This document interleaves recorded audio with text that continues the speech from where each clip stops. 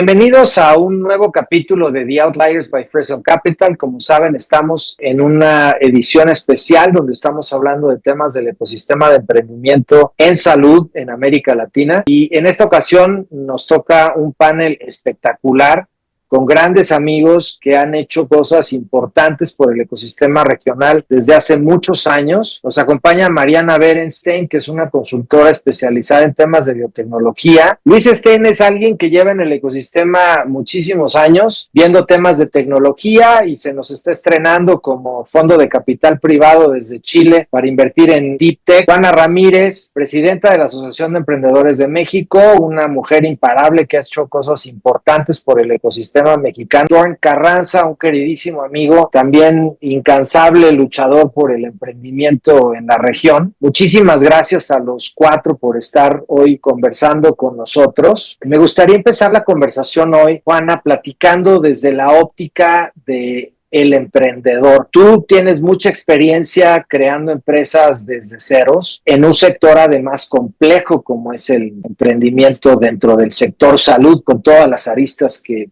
tiene. Me encantaría que nos platiques un poco cómo desde esa cachucha de emprendedora, has vivido estos desafíos y estas oportunidades que se enfrentan y qué acciones crees que pueden tomar los emprendedores para poder resolver estos obstáculos y aprovechar las oportunidades. Muchas gracias, Pedro, por la invitación. Encantada de platicar con todos ustedes. A ver, yo siempre que conozco a un emprendedor que quiere emprender en salud, mi primera pregunta para él es: ¿estás absolutamente seguro que lo quieres hacer en salud? Y más allá de la broma, la realidad es que el sector salud, por definición, por naturaleza, pues tiene unas barreras de entrada muy importantes, ¿no? Tiene barreras de entrada regulatorias, tiene barreras de entrada de credibilidad y de adopción, ¿no? Casi nada tan difícil como la adopción de una solución por parte de los profesionales de la salud, tan complicado como la adopción, por ejemplo, de estilos de vida saludable en la población, en fin. Entonces, entendiendo que por un lado hay barreras de entrada muy importantes, que luego hay barreras regulatorias que se diferencian mucho de otros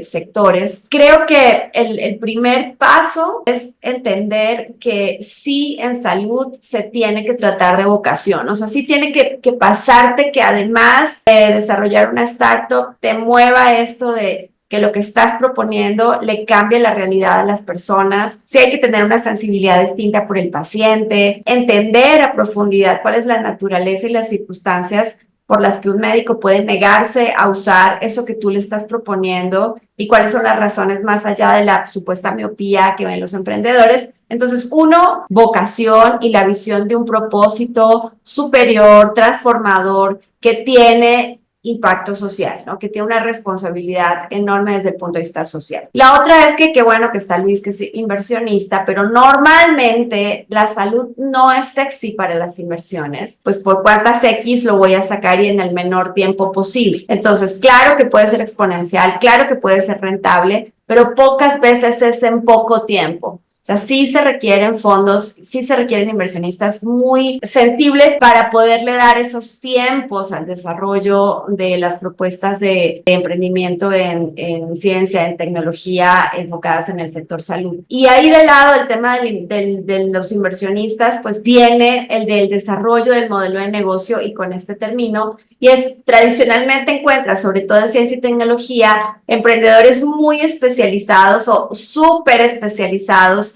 en la solución, en la investigación, pero con un nivel de distancia entre cómo convierto eso en un modelo de negocio sostenible, rentable, etcétera. Entonces, allí la complementariedad de conocimientos, la diversidad de los equipos, o la curiosidad del emprendedor para buscar espacios, mentores, desarrolladores, acompañantes. Por eso creo que las iniciativas que lideras son interesantes en ese sentido, Pedro, de decir, ok, como esto que tienes acá es valioso, pero le falta una capa de viabilidad en la que te podemos aportar y necesitas allí emprendedores flojitos, ¿no? A decir, a recibir y a entender que es una especie de negociación casi ideológica para que estas cosas puedan salir al otro lado. Y Dorn, justo relacionado a lo que mencionaba Juana, tú tienes una vista muy panorámica a nivel ecosistema de cómo funciona en el norte y en el sur global, en las Américas, ¿no? Entonces, me encantaría que nos platiques un poco cómo ves estos sistemas sofisticados que se tienen en Estados Unidos con NSF, NIH, que se convierten casi como en una línea de producción, y eso cómo contrasta con lo que tenemos hoy en América Latina. Tú has estado muy activo apoyando esfuerzos sistémicos en lugares como Perú, como Chile, como México. ¿Cómo ves esta situación a nivel foto, cómo estamos hoy y qué tenemos que hacer para potenciarlo? Tenemos que ser conscientes ni siquiera de toda la región de Latinoamérica, que tenemos diferentes procesos y formas de jugar este juego en México, Brasil y el resto de Latinoamérica. Entonces, sí, es cierto que aquí en Estados Unidos hay programas buenos que están favoreciendo la transferencia tecnológica, ¿no? Y eso es bien claro ponerlo en contexto. Programas como I-Corps, programas como SBIR favorecen la transferencia tecnológica, ¿no? Que son millones y millones de dinero que se han invertido en investigación básica y que de alguna manera se espera vean el futuro de ellas como productos médicos que están impactando la sociedad, pacientes. Ese es un punto bien claro tenerlo, ¿no? Esos programas están favoreciendo la transferencia tecnológica, no tanto así como que también el aspecto del emprendimiento, de desarrollar un modelo de negocios escalable, sostenible, como también dijo Juana. Entonces, en la realidad de Latinoamérica, falta mucha inversión en ese aspecto de transferencia tecnológica, ¿no? De muchos buenos proyectos que se desarrollan en diferentes universidades, y en paralelo es el enfoque en el emprendimiento, ¿no? En el modelo de negocios, en el producto, en el sistema comercial que se va a desarrollar. También existe una necesidad de fondos, de experiencias y de muchos factores que yo creo que esta reunión va a permitir discutir todos esos factores. Una tesis que escuchaba a unos emprendedores en Brasil es que, por ejemplo, ellos estaban apostando en traer tecnologías externas, ¿no? Ya que no hay fondos de la manera similar que existen aquí, tipo, como dices, SBIR, I-Corps, para favorecer esa transferencia tecnológica, ¿no? Y ahí a veces no se puede competir en ese aspecto. Pero sí existe el conocimiento de los problemas, el espíritu emprendedor, muchas veces la experiencia, emprendimientos en el área de salud, independientes de depender en la tecnología que se desarrolla en el país. Entonces son modelos que podríamos discutir y explorar. Creo que algunas historias de éxito que se están creando en donde no se depende del financiamiento para la transferencia tecnológica, pero se apunta a desarrollar un modelo de negocios escalable, sostenible, independientemente de dónde venga la tecnología, ¿no? Y eso yo creo que es una gran oportunidad para Latinoamérica, en donde tenemos mercados más flexibles, sistemas regulatorios más flexibles, acceso a estudios preclínicos, clínicos, mucho más flexible incluso y más baratos de lo que es la realidad de Estados Unidos o de Europa. Poner claro, ¿no? Todos estos aspectos que muchas veces se ponen en la misma bolsa. Se habla de emprendimiento, de innovación, y ponemos en el mismo paquete el tema tecnológico, ¿no? El tema incluso de propiedad intelectual, el tema del emprendimiento, el tema del financiamiento. Yo creo que, de nuevo, una gran oportunidad que estás liderando, Pedro, ¿no? Para discutir todos esos aspectos y ponerlos claros en el contexto de Latinoamérica. Déjame pasar contigo, Luis. Al final del día, un inversionista que invierte directamente también tiene alguien detrás. Entonces, ¿cómo funciona ese juego con el VC en un sector tan complejo como Deep Tech en América Latina? ¿Cuál es la opinión del inversionista de cómo está el ecosistema? Acá hay una palabra que es articulación, ¿no? Y es una de mis palabras favoritas. Y la verdad que creo que es parte de lo que está cambiando en el ecosistema. Y creo que si me tomó tantos años volver a ponerme a armar un fondo, es porque no entendía exactamente qué tan relevante es el tema de las redes en un fondo. Yo creí que un fondo era un negocio financiero, obviamente con algunas redes y que era relevante, y creo que ahora entiendo mejor que es un negocio básicamente de networking, es un negocio de redes con un ángulo financiero, ¿no? También creo que hay un cambio importante en la industria del venture capital. Durante muchos años había una visión de un venture capital como muy duro, ¿no? Grandes instituciones muy poderosas, y creo que se está, no sé si es la palabra correcta, pero democratizando mucho. Creo que se está yendo de así unos grandes actores que siguen estando ahí, por supuesto, pero está surgiendo toda una nueva ola de muchos fondos relativamente pequeños, pero que en la medida que aprendamos a trabajar muy bien articulados, podemos abordar esto, creo que mejor que esos grandes fondos que estaban como muy lejos de los emprendedores. Uno debería invertir en las cosas donde puede crear valor. Por supuesto que para esto tiene que ser un negocio, entonces uno tiene que poder capturar parte de ese valor. Pero creo que la vieja camada de fondos, lo único que les interesaba era capturar valor, solo enfocados en ver cómo multiplicarle y por cuánto le podían multiplicar los fondos a los inversionistas, pero no solo creo que los fondos están más orientados en ver cómo pueden crear valor junto con los emprendimientos, sino que muchos de los LPs no quieren solo invertir, quieren invertir en cosas que de alguna manera les apasionen y donde puedan contribuir. Gente que lo único que quiere es muy altas rentabilidades, y hay muchos de esos fondos, pero empieza a surgir un montón de fondos donde lo que quieren hacer es que pasen cosas y que pasen cosas relevantes. Y creo que en Latinoamérica tenemos un talento alucinante, en buena medida sin explotar, y me desespera ver que está toda esa ciencia alucinante y no está la capacidad de empresarizarla, ¿no? Que es un poco mi sueño, de ayudar a empresarizar todo ese conocimiento, y con este tema de early detection realmente cambias las chances de sobrevida de una persona. Y entonces cuando alguien te trae una solución que cambia el mundo, y creo que hay toda una nueva ola de fondos que no solo persiguen buenos dividendos, sino que realmente quieren hacer que el mundo sea un lugar mejor, y a mí no me cabe ninguna duda que con toda la ciencia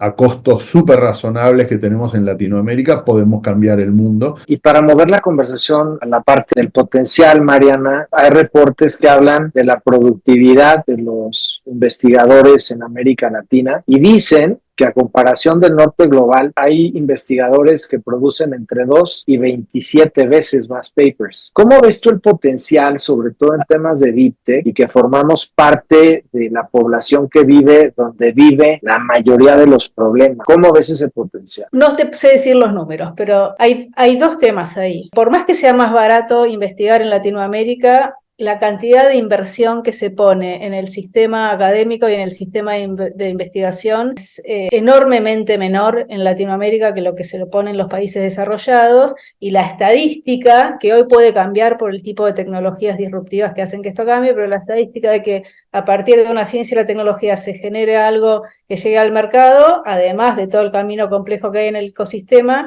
es muy baja. Entonces vos necesitas una masa crítica de proyectos y de patentes y de tecnologías que se estén desarrollando y luego atraviesen toda la otra complejidad. Nunca se mejoró en la región, además de la no participación del sector privado, bueno, cosas que podemos conversar un poco más adelante, pero por ejemplo, si tomamos las áreas de oportunidad que hoy tiene la industria biotech en general o la industria de salud en general, que es en donde yo me especializo, tomemos las áreas que son más disruptivas, que es inteligencia artificial, medicina personalizada, terapia genética, biología sintética, bioinformática. Si yo te dijese que nosotros tenemos casi las mismas capacidades o una gran cantidad de actores en el ecosistema con esas capacidades, no estaríamos mintiendo, pero lo que ocurre es que no tenemos del otro lado algún actor que permita sacar ese potencial y traducirlo en algo. Si hablamos de inversores, no estoy diciendo que no haya inversores en Latinoamérica y que hoy no haya mayor cantidad de inversores que había hace 5 años, pero la cantidad de lo que se necesita invertir en salud es diferente. No hay inversores especializados que entiendan de esa tecnología, porque además es un momento donde las tecnologías son tan disruptivas y tan complejas que para generar un emprendimiento en salud tenés que hacer convergencia tecnológica. Que el científico o el emprendedor tenga ese conocimiento a veces no sirve de nada en la región, porque quien tiene que poner el dinero no entiende esa complejidad. Y entonces le cuesta mucho invertir una cantidad de dinero en algo que le resulta muy difícil de entender. Que afuera, ¿quién lo toma? Lo toman los inversores especializados, que tienen la red de contacto para levantar un teléfono y preguntarle al experto que le mire ciertos resultados, tienen los expertos adentro del fondo de inversión que entienden de determinadas áreas particulares de tecnología. Entonces yo creo que por más que tengamos un potencial y tengamos un conocimiento, y aún si invirtiésemos mucho más en ciencia y tecnología en la región, si el resto del ecosistema no se eleva el nivel de conocimiento que existe, y muchos de los inversores o coinversores que te ponen dinero en salud, además te exigen que el proyecto se localice afuera. La respuesta no es tanto en el potencial que tenemos un potencial enorme, pero falta mucha más inversión y falta mucho más desarrollo del ecosistema. Creo que la mirada es bastante más amplia y tiene que ver con toda esta discusión que se está generando ahora. Y es una pena, porque es cierto que creo que al final la conclusión va a ser: tenemos el potencial de hacer un cambio y de elevar esto. Si hay algo que se puede lograr, yo creo que sí, pero también creo, quizás estoy concluyendo algo de antemano, pero tiene que ver con este análisis que nosotros estamos queriendo hacer. Ahora un periodo en el que está un poco parado todo esto y hay que hacer un doble clic sobre el análisis y ver qué es lo que se necesita para seguir elevando el sistema. Y en esta división de empresas que vos hiciste, yo creo que hay que discriminar lo que es Deep Tech de lo que es salud biotech o salud deep tech, porque el comportamiento es completamente distinto, bastante más allá de la potencialidad científica. Juana, tú tienes un chorro de experiencia en temas sistémicos, has hecho estudios de radiografías. ¿Qué nos puedes platicar de valor, pero muy práctico, para estas personas que están desarrollando algún tipo de invención en alguna universidad pública, en un centro de investigación? Lo que plantea es un golpe de realidad respecto de en cuál de los mundos vivimos y cuál de los mundos que no vivimos no estamos viendo. Y un tercero es, ¿y si ese mundo que no estamos viendo es el de la mayoría? Yo encuentro una super especialización en ciertos proyectos de investigación, que sin duda bienvenida a la ciencia por el simple hecho de producir conocimiento, pero hablando de ese conocimiento pegado a emprendimiento, que es otro boleto, ¿no? Para producir conocimiento y que ese conocimiento se vaya ampliando y colaborando, pero hay otro que es el de producir emprendimiento. Entonces, centrada en ese mundo, a mí me parece que es más factible trabajar en la atención de problemas reales que tocan a grupos de importancia, porque como siempre nos vamos a encontrar con la barrera de los recursos, pues entonces es mucho más probable que existan recursos e intereses donde tenemos un problema que responderle a un grupo más importante de personas, ¿no? Pero también una buena oportunidad que desde el emprendimiento realmente podamos resolver problemas que le afectan a la población y que entonces, al estar resolviendo problemas, países en donde las coberturas en salud son fundamentalmente gubernamentales para resolver necesidades de la población, la escalabilidad de esas soluciones va a tener que ver sí o sí con los sistemas públicos de salud. Preguntarse si eso es lo que yo quiero investigar, desarrollar o emprender resuelve un problema que puede impactar positivamente la administración de los recursos públicos, es un escalón que va a facilitar los siguientes escalones, ¿no? Y el otro es, le diría a los emprendedores, si usted siente que esto, más allá de la producción de conocimiento, se puede convertir en una startup, entonces empieza desde las etapas más tempranas posibles a preguntarse por las cosas que normalmente uno no se quiere preguntar hasta el final. Por ejemplo, los temas legales, ¿no? Esto es algo que sí puedo hacer dentro de la institución educativa, esto lo puedo seguir desarrollando dentro de la universidad y después legalmente lo voy a poder sacar para convertirlo en una startup o ahorita más bien entonces tengo que ver cómo reorganizo la estrategia de desarrollo que estoy teniendo. Esa es una. Y la otra es, oigan, esto va a requerir recursos, ¿cómo podría hacerse la gestión de esos recursos de inversión por etapas? Pero normalmente cuando el investigador o cuando los emprendedores se voltean a ver para saber qué sigue, pues ya se ha caminado un montón, ya hay compromisos institucionales que no se pueden romper y entonces es una pena porque muchas de estas cosas que podrían convertirse, más allá que en empresas que está bien, sobre todo en soluciones para resolver los profundos problemas que tenemos en la región, se pierde, ¿no? Se pierde porque encuentra estas barreras muy importantes. Entonces, está muy bien la profundización y la superespecialización, pero luego hay que preguntarse, dentro del contexto de la realidad de los países en América Latina, cuáles son los proyectos, las necesidades, las soluciones en las que tendríamos que enfocarnos. Siempre se vale pensar que también hay soluciones que no se van a implementar localmente y que sirven para resolver problemas de fuera. Doran, me gustaría escuchar tu punto de vista desde la parte de obstáculos y barreras de entrada al mercado de salud. Hay distintos tipos de tecnologías. Si es un tema que tiene que ver más con un producto de salud basado en ciencia, está todo este tema de las preclínicas. ¿Cómo crees que debe de ser este proceso para que de alguna manera el emprendedor pueda hacerlo un poco más llevadero? Claramente y sencillamente es cuestión de experiencia. Si te pones a pensar casos de éxito en salud aquí en Estados Unidos, el equipo emprendedor, sino el emprendedor o los fundadores, están en promedio de 40 años. O sea, y vale esa experiencia que tienen en el sistema de salud y haber conocido todos los aspectos necesarios, como dices, para navegar temas de hospital, temas de estudios, temas regulatorios. Y es una experiencia, yo creo que importantísima en el campo de salud. Tener un network, ¿no?, que te va a permitir acceder a sistemas de salud, sistemas de seguros. Aquí es interesante, ¿no?, ver que la mayoría de casos de éxito, que muchas veces ni siquiera se ponen a la luz, son de emprendedores que tienen la experiencia en el campo de salud. Es en promedio 35, 40, incluso 50 años de edad del emprendedor. Entonces yo creo que la oportunidad en Latinoamérica es identificar esos emprendedores, apoyar a esos emprendedores que tienen esa experiencia, ¿no?, para poder catapultarlos al éxito. Y por otra parte, pues dar las oportunidades a emprendedores jóvenes, como dices, saliendo de universidades, adquirir experiencias, no necesariamente todavía tal vez el riesgo, pero adquirir experiencias, ver la manera en cómo pueden tal vez de una manera laboral, ¿no?, incluso tener acceso a toda esta experiencia que es crítica en el campo de salud. Y es lo que he visto, ¿no?, con emprendedores con los que hablo diariamente o cada semana en el campo de salud de toda Latinoamérica, ¿no?, que sí es el deseo, la motivación, la energía de querer hacer, pero carecen ampliamente, ¿no?, de la experiencia, de los contactos, que es crítico en este campo. Y la falta de temor a invertir en este campo, ¿no? Porque sí, o sea, somos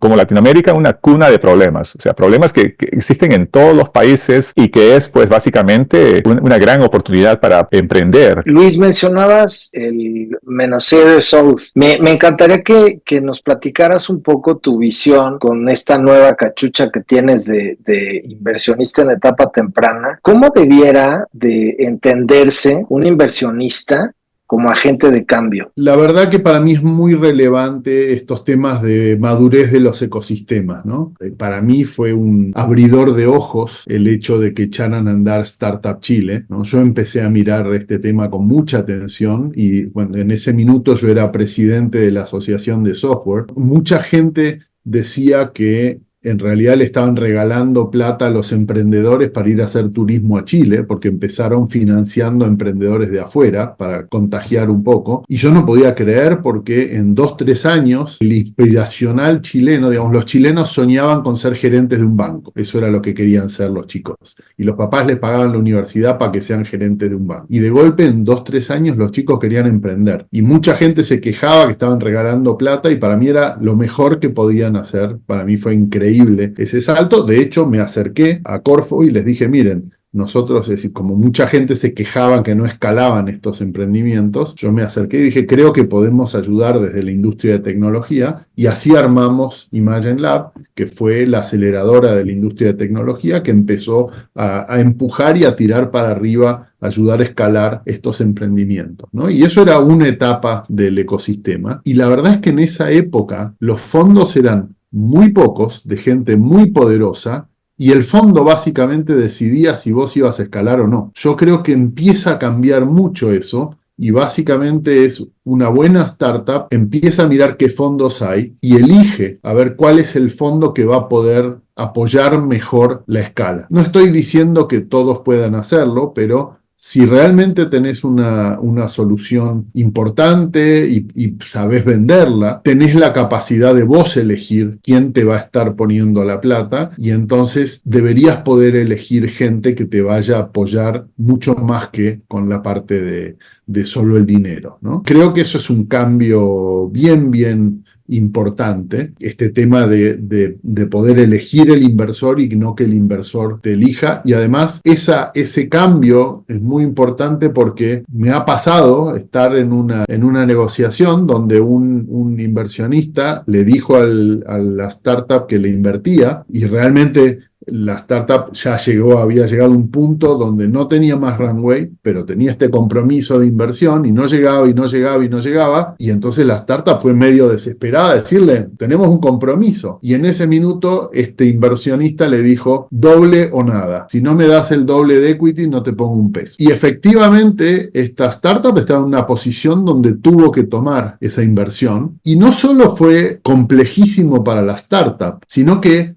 el inversionista se arruinó la propia capacidad de escalar de la startup, porque tenemos que ser muy cuidadosos con el equity story, ¿no? Entonces, el inversionista que creía que era muy vivo y que había ganado porque tenía el doble de propiedad, se da cuenta que tiene el doble de algo que vale mucho menos. Creo que es muy importante todo este cambio, que se empiecen a entender mejor las cosas. Y de vuelta, creo que vamos hacia un mundo mucho más articulado. Si nosotros podemos hacer que nuestros futuros científicos hagan un summer job en una startup, ya le estás preparando el mindset para entender cómo va a tener que ser su transición si va a querer no solo ser un buen científico, sino capaz de vender su ciencia, ¿no? Y me parece que acá eso nos trae a un punto muy crítico del emprendimiento en la ciencia, que es cómo convertís a un científico en un CEO. La habilidad de un científico de reinventarse como CEO de una compañía es lo que muchas veces en Latinoamérica distingue la capacidad de escalar de una startup. Mi siguiente pregunta, Mariana, una startup que está en el sector salud requiere de habilidades y competencias muy especializadas en otras áreas que no son las técnicas. Entonces, ¿cuál es ese consejo que le puedes dar a esta gente que quiere arrancar un proyecto en salud y que a lo mejor tiene capacidades muy especializadas en un área, pero le falta todo lo demás? ¿Cuál es ese paso ya siendo un investigador exitoso y conocedor de tu tema? No te diría que soy anticonversión del científico en un emprendedor. Creo que hay algunos científicos que logran ser muy buenos emprendedores y hasta cierta etapa del emprendimiento, pero en general, y por eso yo soy pro la estructura de company builder. Una vez vino un fondo de inversión de Brasil y me dijo, Mariana, queremos invertir en Latinoamérica, queremos que nos ayudes a identificar porque vimos que hay $400 millones invertidos en los últimos 5 años en startups biotech. Y yo le hice un reporte y le dije, no hay nada acá para que inviertas porque todos estos fondos se dieron en función de una relevancia, de una necesidad nacional que yo no la desacato, pero digo, es otro tipo de proyecto en el que un fondo de inversión no tiene que poner dinero porque no tiene escala global y no repaga el fondo. Es otra mirada. Entonces, yo lo miro siempre desde como una mirada de un emprendimiento que ojalá tenga una llegada global, y cuando le dije a esta persona, no hay proyectos en los que vos puedas invertir, pero sí hay buenas capacidades en las universidades, que si uno busca una demanda o una oportunidad global fuerte, desarrolla uno con este concepto de company builder, desde el pre-company, empresas en las que vos como inversor puedas invertir, acompañar, y ese builder implica acompañar a ese científico que no entiende de propiedad intelectual, que no entiende inclusive el relevamiento de esta demanda. Digamos, lo primero que tenés que tener es una tecnología disruptiva y ojalá una plataforma que te permita readaptarte, que no sea un único producto, que esté alineado con una oportunidad de mercado cuya dinámica además conozcas muy bien. El científico no sabe hacer eso, o sea que tiene que haber alguien que lo pueda acompañar en eso y decir, bueno, macheamos tus capacidades con una necesidad y generamos algo que es una empresa que va a contestar a esto. Además, tenemos que ver si esto podemos proteger su ventaja competitiva en el mundo y la podemos hacer diferencial, entonces entras en cuestiones de propiedad intelectual que en general el científico conoce, pero no maneja, ni siquiera una sola persona o un CEO maneja, digamos, tenés que tener equipos expertos que puedan definir la mejor estrategia al respecto de esto. Después entramos con cuestiones en salud que son regulatorias y son muy complejas, si querés una escala global. Las cuestiones regulatorias son más complejas, las limitaciones son más complejas, y entonces ¿es un equipo o es una red muy fuerte con una o dos personas? Pero yo promuevo siempre un CEO muy fuerte y el equipo científico. Al raras veces, como digo, el científico deviene el emprendedor. Pero es una mirada, no sé si parcializada, que tiene que ver con mi propia experiencia, ¿no? Oigan, para concluir, me gustaría que nos dejaran cada uno de ustedes con un mensaje, pues lo que hemos platicado el día de hoy, el futuro del ecosistema de salud en América Latina. Como los problemas de la región son múltiples, creo que los ecosistemas son indispensables. Hablar de ecosistemas de innovación colaborativa, en donde todos los actores tienen la conciencia y la humildad para reconocer que solos no se puede, no vamos a llegar en la velocidad que los problemas requieren, y que es necesario poner en la mesa eso en lo que de verdad soy bueno, y eso es lo que de verdad no soy bueno, y buscar complementariedad me parece indispensable. Dos, creo que sí tenemos problemas básicos, pero los problemas básicos ya no requieren soluciones básicas. La sofisticación puede ayudar a tener un mayor impacto en estas cosas que necesitamos resolver, y el uso de la ciencia y de la tecnología en la resolución de los problemas de la población es vital. En el sector salud, esfuerzos como el que estás liderando, como el que lideramos otros, tienen que juntarse para que no seamos islas tratando de gestar estas iniciativas, sino para que podamos nosotros mismos construir ese ecosistema en el que los emprendedores puedan desarrollar de una forma un poquito más fácil. Fácil nunca va a ser, pero un poquito más fácil, con más herramientas, con redes de mentores suficientemente fuertes para que los errores comunes pues no se cometan, y cometamos otros también un poco más sofisticados que eleven la conversación de estos ecosistemas de emprendimiento. Doren, comentarios finales. Esos son dos puntos, ¿no? Quisiera aclarar la experiencia en el emprendedor, darle el lugar al emprendedor joven para que pueda aprender, adquirir la experiencia, los contactos que son críticos más que todo en este campo de salud, facilitar el desarrollo de emprendimientos, identificar maneras de promover el emprendimiento para aquellos que tienen ya esa experiencia, y también acolar el tema de inversores. ¿Cómo podríamos facilitar el desarrollo de inversores en el campo de salud, ¿no? Que vengan de Latinoamérica con el contexto, el conocimiento y la realidad de Latinoamérica? Mariana, comentarios finales. Cuando uno hace un análisis, y sobre todo cuando uno transitó y está dentro de este ecosistema, que dice tantas aceleradoras, tantas incubadoras, tantos, no sé si tantos fondos, pero hay varios fondos, ¿no? Y al final, cuando haces un doble clic, mirás, y de vuelta estoy hablando de biotech, todavía no estoy pudiendo separar biotech, salud de no, porque están todos en esta misma bolsa. Decís, tengo un mismo grupo de empresas que yo veo, además de la articulación, ¿no? Sobre todo en salud, porque si nosotros queremos que esto ocurra a nivel local, tiene que haber aprobaciones desde el punto de vista ético, desde el punto de vista de infraestructura local que permita producir y escalar en Latinoamérica, que permita hacer ensayos clínicos, si es que hablamos, por ejemplo, de un terapéutico en Latinoamérica. Entonces, todo eso igual necesita conversaciones ordenadas, que no dependan de un cambio de gobierno a nivel gubernamental. Entonces yo creo que pasa, no sé cuál es la respuesta de lo que se necesita, lo que creo que nosotros que estamos en el círculo chico logramos identificar muy bien las problemáticas, y se han hecho muchos esfuerzos en tratar de cubrir esos gaps de manera aislada y desarticulada. Ya tenemos un montón de todo esto, no sé si un montón, pero suficiente como para decir, la siguiente etapa tiene que ser otro modelo, y tenemos que lograr que se involucren inversores internacionales y actores internacionales que sí sabemos que están mirando, porque de alguna manera cuando un proyecto llega allá y les atrae, lo invierten y lo siguen, pero le dice venite para acá. Está claro que tenemos que escalar un poquito el tipo de soluciones que estuvimos poniendo en los últimos 10 años y elevar la apuesta, ¿no? Así que ojalá de esta conversación salga alguna idea semilla, no sé si decir idea brillante, pero idea semilla, que nos permita trabajar en conjunto, porque como dice Juana, esto no lo va a hacer una sola estructura ni una sola institución, ¿no? Comentarios finales, Luis. Me vuelvo un poco a la palabra articulación, que me gusta mucho, ¿no? Que habla de usar la colaboración de forma muy activa. Y estamos viviendo un momento bastante especial del mundo, bastante caótico en muchos lados. Yo soy un optimista, entonces yo creo que siempre hay que buscarle el lado bueno y creo que casi todo tiene su lado bueno. Estaba pensando recién en la pandemia. Antes de la pandemia, la frase era que los fondos solo invierten en empresas a las que pueden ir caminando o en bicicleta. Era una cosa muy local. Y la pandemia nos enseñó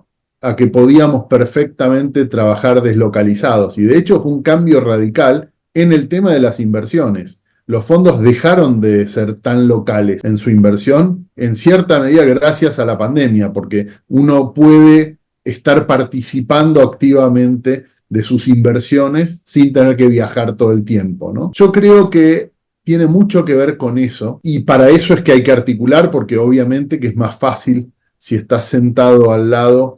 Digamos, la virtualidad es muy buena, pero no hay nada como una reunión presencial, ¿no? Hay un montón de cosas que cuesta transmitirlas. La pantalla es maravillosa, pero cuesta transmitirlas. Entonces, creo que hay que tratar de juntarse. Es muy sano juntarse, pero hay muchas cosas que se pueden continuar de forma virtual. Y creo que empezó como un poco una nueva era, ¿no? De vuelta, también creo que aunque biotech y todo eso sea muy fuerte en Silicon Valley, creo que Miami se está convirtiendo un poco en la capital del emprendimiento latinoamericano. Creo que eso es positivo. Y hay gente que está ayudando a esa articulación. Los chicos de Draper House que están trabajando, ya no son más Draper House Latam, porque Tim Draper les pidió que se hagan cargo de las Américas. Acaban de abrir un house en Nueva York y mandé a algunos amigos a que participen ahí, entre ellos un súper emprendedor en medicina que se acaba de dar cuenta que no le alcanza con la plata del NIH y demás y que tiene que salir a buscar venture capital. Entonces, ellos también tienen que aprender a hacer las cosas a veces un poco distinto de lo que las venían haciendo. Pero de vuelta, creo que hay mucho de esto de articularse, ¿no? La misma Marina fue a Draper House, que es un programa de 2 semanas, ¿no? Uno dice, ¿cuánto te puede cambiar un programa de 2 semanas? Pero resulta que ella fue ganadora del Demo Day y se fue becada a Draper University y ahí la conoció Tim Draper y le invirtió Tim Draper, ¿ok? Y ni siquiera importa cuánto le invirtió Tim Draper, pero a partir de ahí, su vida para levantar fondos en los mercados mundiales es barranca abajo. Me parece que tenemos que trabajar mucho toda esa articulación. Creo que hay muchas cosas que tenemos que aprender a usar mejor, a compartir mejor, por eso me gusta el tema de articular, que nos permita tener acceso a esos capitales. Creo que están los capitales que están entendiendo el talento que hay y la ventaja de buscar ese talento. Pero nada, yo soy muy, muy optimista de que con las cosas que están pasando vamos a ver crecer y escalar mucho, mucho este ecosistema. Así que qué suerte que estás tan metido en esto. Pues gracias a ustedes, gracias Juana, gracias Mariana, gracias Luis, gracias Doran por esta importante conversación. Dijimos muchísimas cosas. Creo que yo me quedo con el tema de más que de lo que dijeron, lo que se vio, que es esta apertura al diálogo y esta colaboración, sobre todo con gente tan relevante para el ecosistema. Entonces, a quien nos está viendo, vean la calidad de la gente con la que contamos en esta región. Tomen nota de todo lo que se estuvo diciendo, importante reconocer las capacidades que tenemos, entender que hay piezas que ya están puestas y es ir a tocar puertas. La gente del ecosistema latinoamericano además es muy generosa y siempre está muy abierta a apoyar y a escuchar y a mentorear y demás. Entonces tomen esa oportunidad. Gracias por habernos acompañado en otro capítulo de The Outliers by Prison Capital. Como saben, estamos en YouTube, en Apple Music y en Spotify. Si hay temas que crean que debamos de tocar, bienvenidos, nos interesa escucharlos y también recomendaciones de gente con la que deberíamos estar platicando. Hasta pronto.